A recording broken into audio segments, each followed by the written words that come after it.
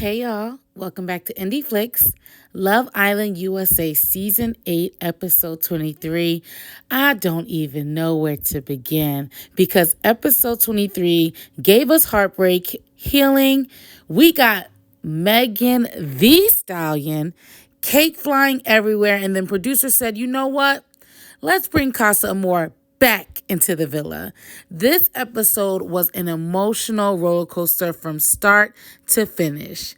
We have a lot to talk about. And if you're new here, go ahead and hit that subscribe button. We are moving up, and I am so happy to have all these new subscribers. We are here to talk. So make sure you leave the comments down below. Like this video, share it. Let's get into all of this mess. So we pick right back up immediately after the Casa Amor recoupling, and the villa is tense. We seen the huge showdown between Casey, Anaya, TT, Trinity. It was hot, right? Everything was on fire. Everybody was on fire. And I get it. We're filled with emotions. Your expectations were crushed. And unfortunately, that's the name of the game. This is, you should go into here and anticipating for this to happen. You're going, unless it's like bond for sure, you may get hurt throughout this process. But I think it's respectful for everyone, not just one side, for every side to be able to be open and express how they feel and the decisions on why they did it. But we immediately are with Anaya through her devastating heartbreak and seeing Casey choosing Tierra instead of returning to her. But I don't think what got me was Casey recoupling, because I kind of already anticipated that. I think it was more Anaya's reaction. She feels embarrassed. She feels rejected. And she also even admitted she started questioning her own beauty and wondering why she wasn't enough. And this is what I brought into my last video. Like, I feel like there is some insecurity in her. And she needed a lot of validation and reassurance from KC.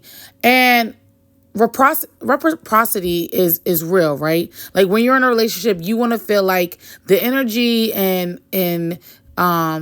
the attention and the affection is reciprocated. And I'm going to give it to Casey. And I hope y'all don't hate me for this. I'm over here defending the man. But throughout this season, all I've seen is Casey give her that. You know, he mentioned, like, I poured into you, and maybe it's stuff we haven't seen, but we all can only go off of what they have shown us. I've only seen KC reassure her, give her reasons why he's into her and stuff like that. It's only been, when Anaya speaks about KC, it's only been about what he does for her, not who he is as a person and why she genuinely likes him. But like I said from the beginning, I never thought they were in game. They are a defaulted couple, whether it's because they wrote letters together.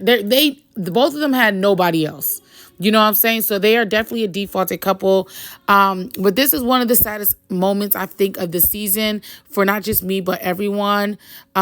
Because she was heartbroken. And, she had her girls there to rally around her. Melanie, we're going to give her big props for being in her face. Like, girl, step your cookies up. Don't crumble. Because we're not about to be crying over no man, especially in front of everybody. You know what I'm saying? And I think, and I get it, the situation, but I hope they also have a conversation where, like, girl, we told you. We told you numerous times. I don't even know. We all shocked that you picked Casey and wanted to stay by him, because we kind of already assumed where this was heading. But y'all, low key, I think she stayed with or wanted to stay with Casey because, honestly, I don't think she truly likes Carl either. If she had this deep feeling about Carl or whatever, she would have just stuck with that. I know I would. So this was, like, again, a really big reaction from everybody. Casey's decision clearly didn't just affect Anaya. It affected the whole villa. And while Anaya's over there, having her moment, everybody else is just discussing how the night went. Now, I will say the Casa Amor girls weren't very friendly at this point. Like, I don't think anybody was laughing at her. I think they were just laughing at the situation in its entirety, because they're looking at it like this, like, you guys are trying to downgrade our 3 days with these men, but y'all been like acting like boyfriend and girlfriend since day one. So like, what's really the difference here? And just the response, like the response of the men coming back, it just wasn't mature. And I agree, like, yeah, we see them make a few comments. Yeah, we see them do what men do, especially when they get separated for Casa Amor. But I think the reactions were heightened when it didn't need to be. And I noticed here too that Bryce and Zach had a lot to say at this time of, basically saying like, they understand Casey's decision or whatever, stuff like that. But everybody was mighty quiet with them girls was hollering at him. So I'm very curious to see at some point in time when everybody can have a civil conversation, if they can also, leave some responsibility to the girls too. Because yes, I'm sure Casey has said bad or wrong things, but it really wasn't like personal things about Anaya. It was strictly only about their connection. Corbin and Sincere are venting to Bryce about the reactions from the girls when they entered into the villa.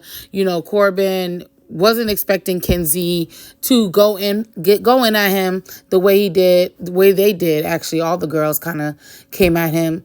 But I think he starting to understand the comment he made. Now he's acting like he don't remember what he said, and that could be a possibility. It's high intensity coming on. You've been separated by who you was with, and now you're about to get a whole boatload of girls. So maybe you wasn't really thinking still, but I don't know.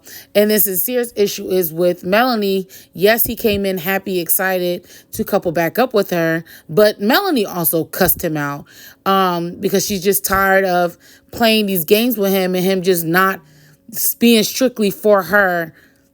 But girl, y'all already know what I'm going to say. Like, he already showed you time and time again, this is who he is. The girls have a conversation with Permita, and it's basically just to clear up any bad tension or, bad vibes. Trinity's mostly speaking like, look, our issues is really just with the guys. It has nothing to do with you girls. We think you're beautiful. It's just, we don't like how they moved, and stuff like that. So our issues with them. And Permita's like, look, I get that, but I'm not going to judge him based off his past experiences, because as she shouldn't. Like, she is a brand new person. We don't know how he acted towards Kenzie or the other girls he was messing with. He may not act with Parmita. So you do got to give him the benefit of the doubt, whether you like his decision or not. I'm just still trying to understand why everybody's so mad when Kenzie has moved on and she got two boys in here that want to try to explore her. So why are we really mad? Oh, because he made the little comment about throwing Kenzie out the window. Like, all right, let's lighten up. It's not that deep. That was not your man. That was not your man, and you moved on very fast. And nobody else should have all this animosity or tension towards him besides the person he was coupled up with. So Melanie and Sincere, they have their moment. You could tell Melanie's not like really trying to be on all over him, but she asks him, hit the question she always asks him, did you kiss anyone and how many times you kissed someone? And he did admit that, I did kiss the girl that you seen, Amora, and it was for a couple times. And Melanie's over, like, you could tell she's starting to get irritated and be over it. But it's like, Melanie, if you were truly over it, you wouldn't be sitting with Sincere today. You would be sitting with Corey, because there's no way in a right-minded individual, and maybe, maybe Melanie likes this toxic stuff, and that's why she keeps running back to Sincere. But you gave all these positive affirmations to Corey and how he's the man that's for you, and he did this and that, yet you still chose the man that doesn't consider you. Because that was her biggest thing. Like, she don't want you to consider her after you've done what you did. The consideration should come before the act. Or whatever. But we'll see. Time will tell. Do I have hope that Melanie will wake up? And maybe if Melanie makes it far enough and, families and friends come to visit or whatever, somebody can talk some sense into her. That knows her personally and maybe knows better of what she needs. But this ain't it. So I'm really hoping that Melanie snaps quickly. KC and Tierra have a conversation that night as well. Her just basically checking in on him and him like, we know how Casey is. He doesn't take much serious. That's just his personality. But he's laughing it off. Like they're trying to settle into their new couple, right? They're trying to focus on each other, but with this tension in the villa, it may be impossible to ignore. And Casey is gonna constantly insist he followed his heart. I don't know. I think maybe he underestimated how deeply Anaya was hurting. And I think for all the viewers, whether you agree with his decision or not, the timing and the way everything unfolded, it's gonna leave a bad taste, right? And I can understand it, but he had to look out for him. And it's the same advice people have been giving Anaya. You have to look out for you. Like, you shouldn't be putting anybody else's feelings before yourself. And that was what he messed up with Soul. And he didn't want to mess up this time. And I feel like he has been open and honest with Anaya. Like, yes, he's told her like their connection was cool and stuff like that, but he's also reiterated he wants to explore more. He wants to see if there's anything else out there for him. But yeah, TT got his back. She told him that like she ain't gonna let nobody jump on him. Like, she will always hold him down. And they might be good, y'all. This might be another Taylor and Clark situation. I hate comparing them to them, but it may work out that way. I feel like the vibe, we are seeing a different and lighter side of KC without the added pressure. Now, I really want to know the true test of TT and KC. If producers decide to keep bringing bombshells, and there's another bombshell that's interested in KC, I would be very curious to see how TT responds to that, and if she would allow him to explore that more, because we know they had a little hiccup over in Casa Amor with the Sydney, but TT came the following day and apologized and stuff like that. And he realized like that ain't really he really wanted. So I don't know. I feel like that's when the shoe's on the other foot, that's when you could kind of see like how things are handled. Kata and Zach picked up right where they left off. Very excited to see each other. I think she's over the fact of seeing him kissing the Casa Amor girl that got eliminated. And they're just excited to talk about all that has happened on their parts away. And she even admits to him, like, I didn't even do anything. She didn't kiss Shay not once outside of a challenge and stuff. So I don't know. I know they have announced during After Sun we are getting movie night. So I'm very curious to see what scenes they pick of Zach. I know he has some conversations with the girl that got eliminated. And you could tell he wasn't really thinking of Kata at that point. But do I think it's going to phase her? No. They done reached a whole nother level than any other couple in the villa at this point, that it's going to really take mountains to move for her to want to move on. Dylan and Gal also had a conversation about Kenzie. So Kenzie recoupled with Dylan and Gal recoupled with Jen, but they're both interested in Kenzie. And I feel like Gal is not interested in Jen at all. He just wants to stay around to see what he can pursue with Kenzie. But they're just trying to understand, like, well, one, they're good. Like, they're still cool. They're gonna explore the same girl. But I really just think Kenzie just likes the attention. Now, I said it in my last video. She likes the attention. She likes to have this made up roster. And it's going to be at the detriment of her probably not having a friend. Because the only person I really see her kikiing with and kicking it with is Jen. So, and it sucks. And I know it's Love Island. It's not Friendship Island. But at this point, Kenzie, like, you done hopped. She had Zach at the start, but Zach really wasn't feeling it. Sean. Then we had Corbin. Then we have Caleb. Now we have these new guys. Like, that's 6 guys that she done ran through so far. So I don't know what it's gonna take for Kenzie to be like, all right, this is it. But these guys, I hope they don't start fighting over her. Later that evening, as they're getting ready for bed, TT, she has a conversation with Melanie just to make sure they're all good. She's like, yeah, we're good, we're fine. And then Melanie tells her, like, I think you need to have a conversation with Trinity. And Trinity winds up coming in, and she did apologize for calling her a little girl. So all the beef is squashed amongst the girls, and I love that. Like, I never wanted to see that. Like, was it drama? Was it given TV? Absolutely. I think everybody was hyped up to see that, but I didn't want that to last because there's always been a bad rumor when it came to Villa Girls and Casa Amor Girls, where they're always on opposite sides of the playing field. So if this could be the start of the season where they're not so separated or divided, I'm here for that. Also, during this whole conversation, TT had made a comment that only Bryce and Zach were on their best behavior. So, of course, Melanie being in there, she's asking, well, how is Sincere? At first, TT didn't want to say too much, but then she wanted to tell her, like, yeah, I know they've been kissing a lot. They will always be cuddling. They was humping in bed, all that. So, during the bedtime, Melanie was off. She was off it, but only for a short while because I believe her and Sincere went under the covers, and we know what happens under there. Anaya winds up sleeping by herself out into Soul Ties, which doesn't surprise me. Like, of course, she doesn't want to be in that bedroom, in a bed by herself, nor does she want to see Casey and TT together. So this, I completely understand. Majority of that night was tears. She was crying most of the night. And I think she needs that. Like, sometimes it's good to cry it out because that's like you just like removing all of that energy out of your body, and you could start afresh the next day.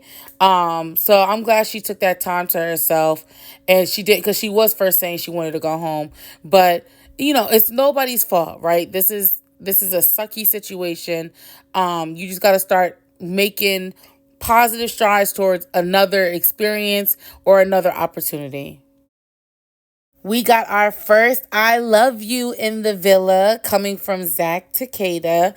Yeah, this doesn't surprise me the way that they've been moving. I'm sure they're going to be the first couple to lock things down and close things off. Kata's been saying that. They've been acting like it since Kata got here.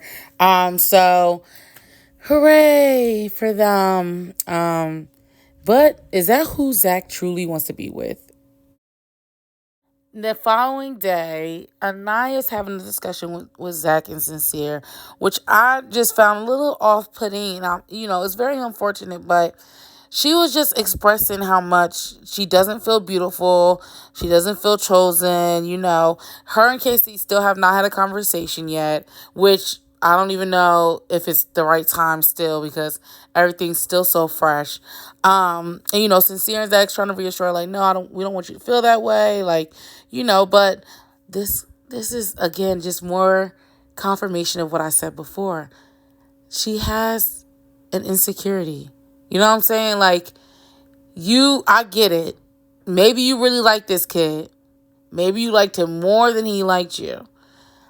But you also had someone who was all about you, and you gave it up on a maybe, because she could have brought Carl back and explored Casey and Carl still, and no hurt feelings involved. Even if, maybe slightly if she's seen Casey bring a TT, but it wouldn't be to this magnitude. And goes back to what I've always felt like why she was trying to, come in between Casey and Soul. She doesn't like the vulnerability of this. She's left vulnerable. She has nobody, literally. And if Casey would have pursued anything with Soul, she wouldn't have had anybody. And she probably would have been the person out of here instead of Soul. So, I don't know. I don't know what it's going to take for Anaya. I don't even know if it's going to take another guy because there's just some deep-rooted work she has to do. The guys were having a little tea party. So the Casa Amor guys were basically spilling the tea on what the girls were doing in the villa while the guys were gone. Letting them know, like, they were just shocked but understood, feelings were hurt. But they talked more about like Anaya and Carl's connection and how much, Carl really cared for her, and Anaya like will always say these, sweet things about him, but they just feel like maybe Carl was just too sweet and that's not Anaya's type, which could be a possibility. Maybe that could be a reason why she probably likes maybe Casey's energy. But yeah, and Corbin's laughing at this because, he's talking to now Dylan and Gall, who are both interested in Kenzie. He's like, I'm getting all this heat and brunt from Kenzie and the girls when they were doing their own thing here anyways. And they not wrong. That's why I'm like, why is everybody so against the guys right now when the guys have literally been doing the same thing the girls were doing? Besides, Melanie kissed one guy, but the girls were establishing more of emotional connections, and I know the guys were doing more physical, but everybody was exploring. Again, and everybody was making comments about everybody. So it wasn't just the guys. Yes, they made snide comments, but the girls also made snide comments. So I think that was like, all right, now that they know that, like, they may not feel too bad of how everything came about with them bringing these new girls over here, because y'all was doing y'all too. Sincere and Melanie have a conversation that got really heated real quick, which I was not expecting. Sincere still feels slighted by Melanie because, he ran into the villa. He had a flower in his pocket that he wanted to give her. He was so happy to see her, and she cussed him out. And Melanie's like, boy, you was doing you again and again and again. And then now she has the added information of him, making out with this girl and humping this girl in bed and stuff like that she got from TT. That's just adding more icing to the cake. And she's tired of it. She gets emotional. She starts crying. She's like, you're going to make me look stupid. And Melanie, he's already doing that, babe. He's already doing that. You need to wake up. And Sincere is really trying to like get a word in, and I'm happy Melanie kept cutting him off because Sincere, he is a good talker. Well, for those that it works on, I could see why they fall for his charm or whatever, stuff like that, because he knows how to talk his way out of situations. But I think it's been too many situations, too many times for Melanie, and she's starting to like wake up and like, I'm off this. And then he has the nerve to talk about when I do something, it's a problem. When I don't do something, it's a problem. I have not seen you this whole season not do anything, Sincere. You've been given test after test after test, and you've done everything during those tests. You ain't never sit back. And that was Melanie's point.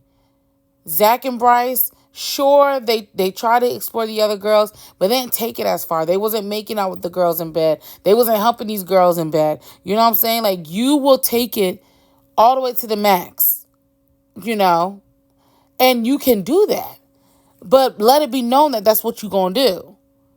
Like, and if you're going to be saying you're all about me, you're all about me, don't say that when every time you get into a position of wanting to explore something new, you also take that same girl full speed ahead. So TT and Anaya have a conversation, y'all, and I knew this was definitely going to happen. This was actually a really good conversation. I'm so glad they got together and talked. Does it suck that Anaya didn't talk to KC yet? Yes, but I'm glad that TT and Anaya were able to kind of squash things, and Anaya just telling her like, look, I just felt disrespected, and anything like he's on her shit list, like anything he says, like, she's going to be against it. She's going to have remarks. She's going to have comments about him, but it's not towards TT. It's strictly just about him. And that's what she wanted to clear up. And, TT claims she understands. She probably would have been as mad as Anaya, so she gets it or whatever. And they're able to keep it cool. And that's exactly what we need to see. Like, there is no reason for the girls to be going back and forth. And there was never a reason in any prior season for the girls to be going back and forth because you're expecting your loyalty or trust or whatever in your couple. And this could be a real world situation, outside of this villa. If they're put in predicaments where there's girls throwing themselves at them and want to holler and talk and stuff like that, how are you going to handle that as my partner? So if they've shown you time and time again how they will handle it when they are with you and you don't agree with it, then you have to make that executive decision of, you know what, I'm good. I'm off that. So later that evening, we get into our challenge, and our host is Meg, the mother and Stallion, the biggest hot girl of the summer. She came back for another season. She was here last season, and we know Megan don't play. Like, she wants to see all the twerk, she wants to see all the ass, all the titties, all that, and of course promoting her beautiful swimwear line. I'm so happy they brought Megan back. And you could tell that she really watches the show. She's into it, just like we are as viewers. So this was icing on the cake for me. I'm so happy she was here. So she introduced a challenge. It was actually multiple challenges. They were in a bakery setting. Everybody was dressed as a baker. They had like this twerk contest with musical chairs, which was cute. It was very fun and light, where she was going to pick the winners of each team or whatever. And she wound up giving the points to the girls. But Love Island loves being messy, and I'm glad they had Megan there to do it. But I first want to highlight this. What are we going to do about this Zach and Bryce situation? Because now I feel like they just finding any reason to do this mess. And now they twerking on top of each other. It wasn't enough of them humping each other the other day. Now they twerking on each other. I don't know. I don't know if Zach and Bryce's family and friends need to stand up. Like, what is... we know bromances, but I ain't never seen a bromance go this far. So we get into the next part of the challenging after the musical chairs.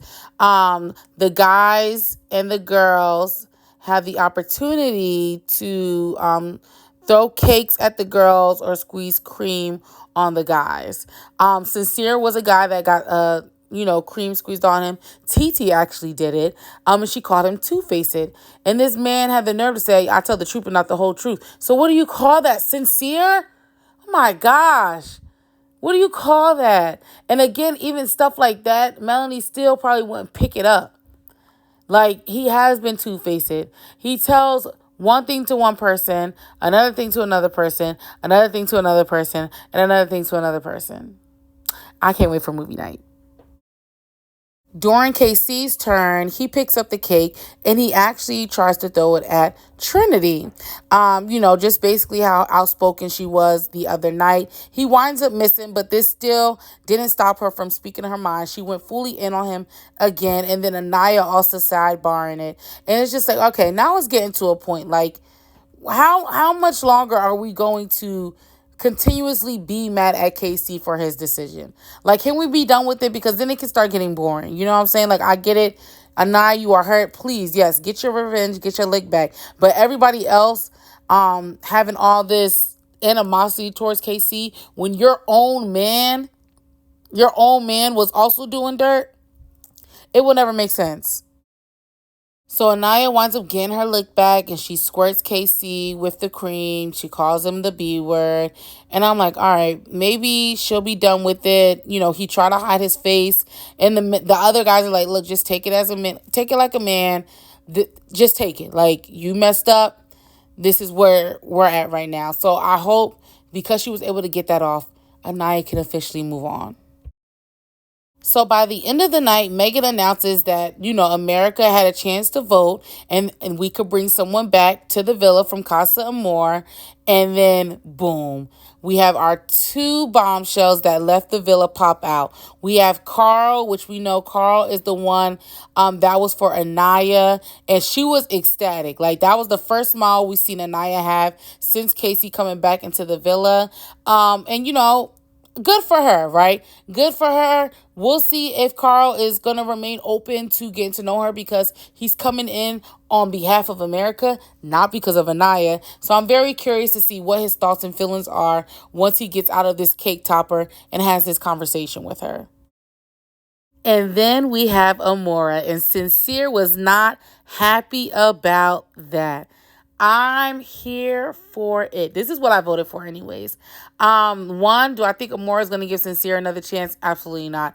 I do hope they bring more bombshells. Maybe she'll explore that because she's already explored all the Villa guys, but she has the other two, or actually now three Casa Amor guys that she probably can talk to too. So we'll see how she moves with that. But she better come spilling. She better come spilling. We could wait till movie night, but I know this got Sincere shaking in his boots. And Melanie, I hope you're no fool. I really hope you're no fool because now you have a second girl your man has been swapping spit with in your face to tell you all that's been going down. And remember, Sincere, you tell the truth, but not the whole truth. So let's see him try to get caught up in his lies, and let's see if Melanie is actually going to do something about it. All right, y'all. That was the episode. Carl returning immediately changes Aniya's journey. He was the Casa connection she explored, but ultimately didn't bring back because she hoped Casey would still choose her. Now she gets another chance. And honestly, I'm really interested to see if she'll finally put herself first instead of looking backwards. And Amora's return also has huge implications. She knows exactly what happened during Casa Amor. She was there, which means if anyone's story doesn't line up, she can clear it up. And that could create even more drama over the next few episodes. And I am here for it. This episode belonged to the girls. Yes, Megan brought the fun. Yes, the challenge was entertaining. But the girls and how they just, look out after each other, it was powerful. It was a powerful episode. And Carl, I'm really wondering if he's going to still be interested in getting to know Aniya. Maybe this isn't the end of her story after all. So could Carl's return complicate everything? I think Casey is going to realize that moving on isn't as simple as he thought. And I think movie night is about to blow this villa wide open. What do you think about Casey's decision? Do you want Aniya to give Carl another chance or vice versa? And were Amora and Carl the right choices for America's vote? Are we finally heading toward chaos of movie night? Let me know down below in the comments. Don't forget to like, subscribe, enjoy the InDFlix family because we're covering every twist, every heartbreak, and every unforgettable Love Island moment. I'll see y'all in the next one.